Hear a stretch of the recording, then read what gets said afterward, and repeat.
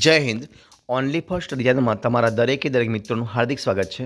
તો જોઈએ મિત્રો, આપણો ટેટ 1 પરીક્ષાની તારીખ પણ આવી ચૂકી છે. તો એના માટે આપણે અલગ અલગ વિડીયો બનાવીએ છીએ, જેવા કે શૈક્ષણિક મનોવિજ્ઞાન, પદ્ધતિશાસ્ત્ર અને વિષયવસ્તુના. તો આજે આપણે આ ટોપિકમાં વિડીયો નંબર 24ની અંદર શૈક્ષણિક મનોવિજ્ઞાન મિત્રો આપણે પ્રશ્ન વિડીયો જોવાના છે. તો વિડીયો પૂરેપૂરો જો શરૂઆત કરીએ આપણે પ્રશ્ન 1થી. જે પ્રશ્ન એક તમારી સમક્ષ શું છે કે નીચેનામાંથી કોણે પુનરાવર્તનનો નિયમ આપ્યો હતો?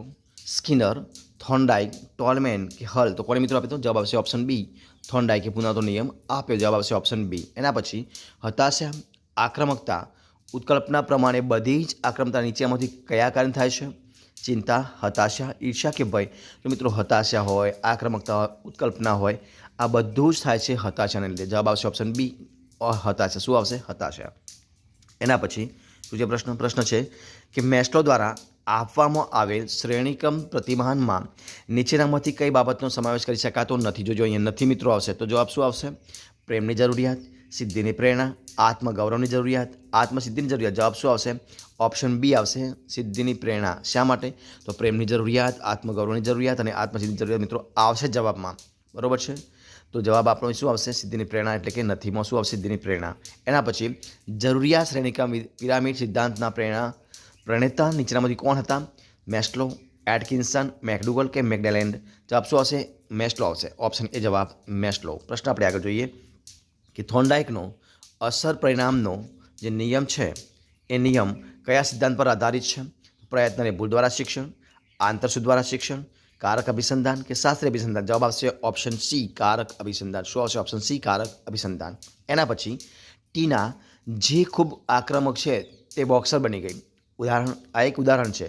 તો ઉદ્વીકરણ કર્યું કહેવાય, તાર્કિકીકરણ કર્યું કહેવાય, સ્થાનાંતર કર્યું કહેવાય કે દમન કર્યું કહેવાય? તો મિત્રો ટીના જે ખૂબ આક્રમક છે તે બોક્સર બની ગઈ. તો મિત્રો જવાબ આવશે ઓપ્શન એને ઉદ્વીકરણ કર્યું કહેવાય. શું કર્યું કહેવાય? ઓપ્શન એ જવાબ, ઉદ્વીકરણ કર્યું કહેવાય. એટલે ઓપ્શન એ જવાબ આવશે. એના પછી ડરામણા કે ધમકી ભર્યા પ્રકારના સંદેશા મોકલવાનું વર્તન શું છે? તો એ સાયબર દાદાગીરી છે, સંદેશા દાદાગીરી છે, વ્યક્તિગત શોષણ છે કે જાતિ શોષણ? તો જવાબ શું આવશે મિત્રો? કે ડરામણા કે ધમકી ભર્યા જે કોઈને આપણે સંદેશા મોકલીએ તો એને કહેવાય સાયબર દાદાગીરી. શું કહેવાય? ઓપ્શન એ જવાબ આવશે, સાયબર દાદાગીરી કહેવાય. જવાબ આવશે ઓપ્શન એ જવાબ, સાયબર દાદાગીરી. પ્રશ્ન આપણે આગળ જોઈએ કે સ્વગ્રાહીપણું એ મૂળભૂત રીતે કોનું ઉદાહરણ છે?